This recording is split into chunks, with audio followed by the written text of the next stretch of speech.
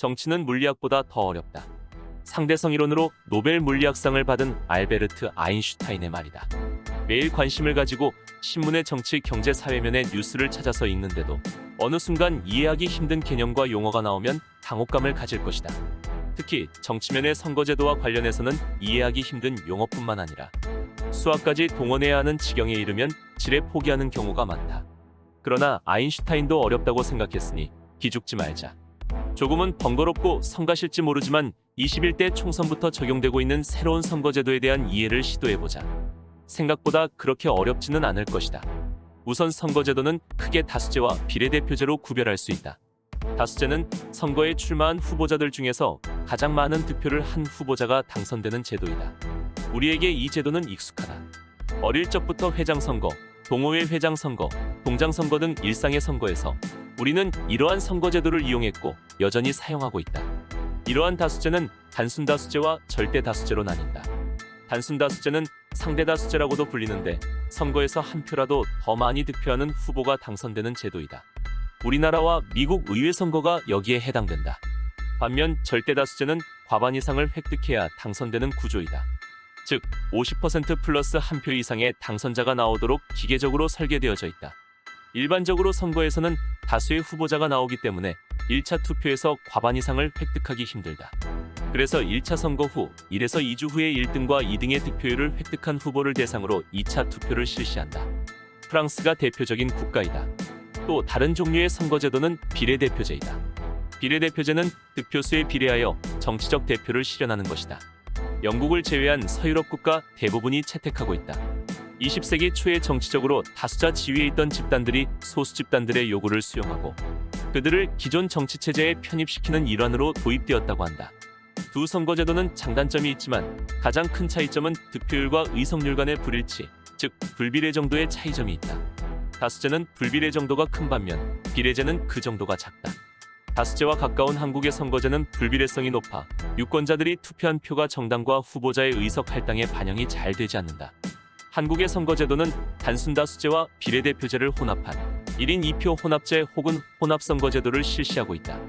한 명의 유권자가 다수제 선거에서 한 표로 후보자를 선택하고 또한 비례대표제 선거에서 지지정당을 선택하는 한 표를 행사하는 제도를 실시하고 있다.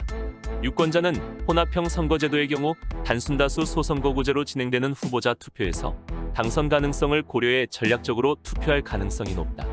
반면 정당 명부식 비례대표제로 진행되는 정당 투표에서는 순수하게 선호를 표명해 투표할 가능성이 높다. 이러한 1인 2표 혼합제에도 두 가지 종류의 선거가 있다. 하나는 병립형이고 또 하나는 연동형이다. 우선 한국이 지금까지 사용하고 있던 것은 1인 2표 병립제였다. 후보자 투표와 정당 투표에 의해 배분되는 의석이 상호 독립적으로 이루어진다. 상대적으로 다수결 선거제도의 특징이 강한 제도이다. 반면 1인 2표 연동제는 각 정당의 의석수가 제2투표에서의 정당 투표 득표율에 비례하도록 한다. 병립형보다는 비례성의 수준이 높다. 혼합형 선거제도의 취지는 다수제 선거제도에서 나타나는 득표와 의석 간의 불비례성을 비례대표제 방식의 도움을 통해 완화시키자는 것이다. 그러나 우리나라 국회의원 정수 300명 가운데 추가 의석의 규모는 47석으로 전체 의석의 17%에 불과하며 단순다수제 선거제도로 인한 불비례성을 완화시키는 효과는 매우 미미하다. 또한 지역구 선거에서 사표가 다수 발생하는 등 국민의 의사가 선거 결과에 정확히 반영되지 못하는 단점이 있다. 결과적으로 한국은 비례성이 높지 않은 선거제도를 가진 나라다. 거대 정당은 득표율보다 많은 의석을 가져가고 소수 정당은 득표율에 미치지 못하는 의석을 가져간다. 민의가 정확하게 반영되지 않는다는 것이다. 유권자의 뜻을 왜곡하고 정치 발전과 사회 통합을 가로막는 큰 문제를 안고 있다. 예를 들어보자. 제7회 전국 동시지방선거에서 더불어민주당은 서울에서 50.92%의 비례대표 정당 득표율을 획득하고도 전체 의석의 92.7%를 차지했다. 반면 자유한국당은 25.24%의 득표율을 보였지만 의석은 5.4%에 불과했다. 심각한 불비례성이다. 경기도는 더하다. 더불어민주당이 52.8%의 정당 득표율을 획득했지만 의석은 95%를 싹쓸이했다. 자유한국당은 25.4%의 정당 득표율을 획득했음에도 의석은 2.8%에 그쳤다. 다른 지역의 경우도 비슷한 결과였다. 이러한 사유로 정치권도 오래전부터 현행 선거제도의 불합리성을 심각하게 생각했다. 선거제도 개편의 본질은 정당이 받은 득표율과 그 정당의 의석수 비율을 일치시키는 것이다. 비례대표제 등 연동형 비례대표제 등 국회는 선거 결과의 비례성을 어떻게 확보할 것인가가 화두였다.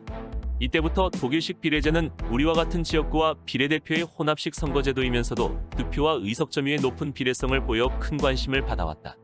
독일식 비례제도 우리와 같은 1인 2표제 방식이다. 유권자는 2표 중에서 1표는 지역구 후보에게, 다른 1표는 선호하는 정당에 기표한다. 그러나 독일식 비례제는 투표수를 의석수로 할당할 때 정당이 얻은 득표율로 전체 의원 총수를 결정하고, 당선인은 지역구 의원과 비례대표 의원의 순으로 채우는 연동형 방식이다. 또 하나의 큰 차이는 한국의 국회의원 의석수 300석은 하늘이 무너져도 변함이 없다. 그러나 독일은 매번 바뀐다. 왜냐하면 독일식 비례제에서는 정당 득표로 배분된 의석수보다 지역구 의석이 많아 초과 의석이 발생할 경우 그에 대한 의석 보정이 뒤따르기 때문이다.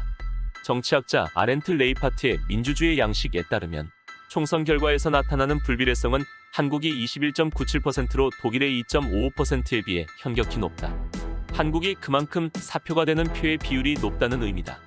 그래서 독일식 정당명부제를 도입해 승자 독식과 민의 누수를 방지하자고 주장했다. 독일식 선거제도가 대안으로 거론되며 많은 정치인들과 시민사회단체 그리고 전문가들이 지지하는 제도가 되었다. 슈가트와 워텐버그에 따르면 19세기 말부터 시작하여 20세기에 진입하여 추진된 선거제도 개혁에서는 비례대표제가 많이 도입되었다. 그런데 20세기 말부터는 이표 혼합제 채택의 추세가 있어 이를 21세기 선거제도라고까지 일컫기도 한다. 혼합제의 도입은 양당제 경향을 보이면서도 소정당의 대표성이 제고되었다는 점에서 대체로 성공적이었다. 현재 독일식 비례제를 도입한 대표적인 국가로는 뉴질랜드, 스코틀랜드, 웨일즈 등이 있다. 마침내 한국도 준연동형 비례대표제 도입을 핵심 내용으로 한 공직선거법 개정안이 2019년 12월 27일 국회 본회의를 통과했다. 2018년 12월 15일 여야 원내대표가 연동형 비례대표제 도입을 큰 틀에서 합의한 지 377일 만이다.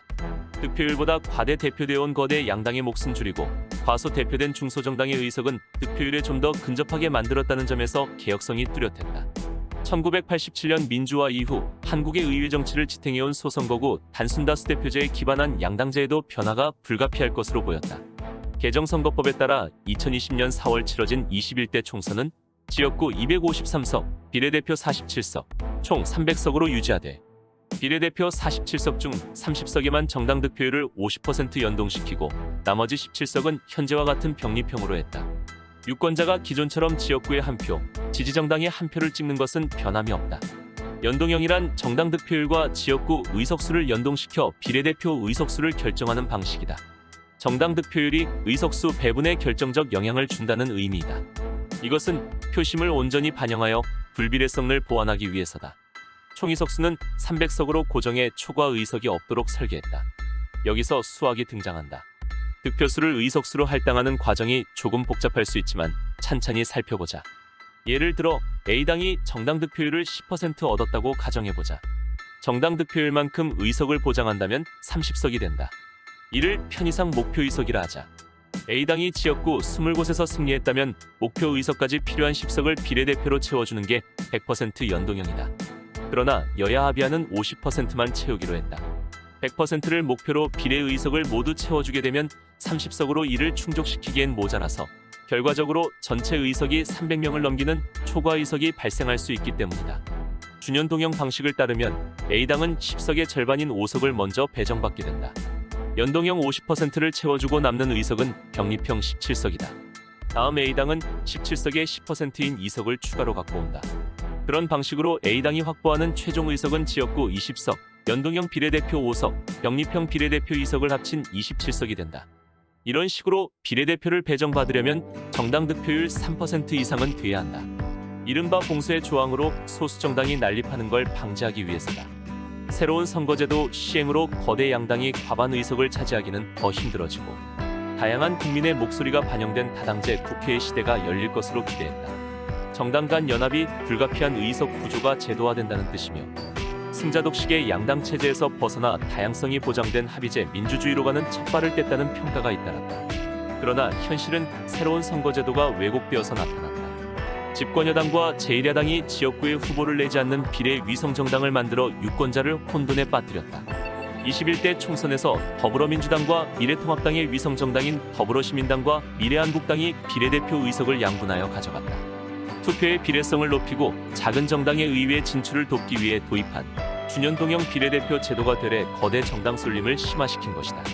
21대 국회는 선거법을 개정해서 다양한 색깔의 작은 정당이 의회에 진출할 수 있는 제대로 된 선거제도를 만들어야 할 것이다. 물론 권력구조와 선거제도만 바꾼다고 우리의 시민성이 반영된 나라가 되는 것은 아니다. 그러나 더 나은 삶을 위해서는 더 좋은 정치가 필요하고 더 좋은 정치를 만드는 것은 더 좋은 선거제도로의 개혁일 것이다.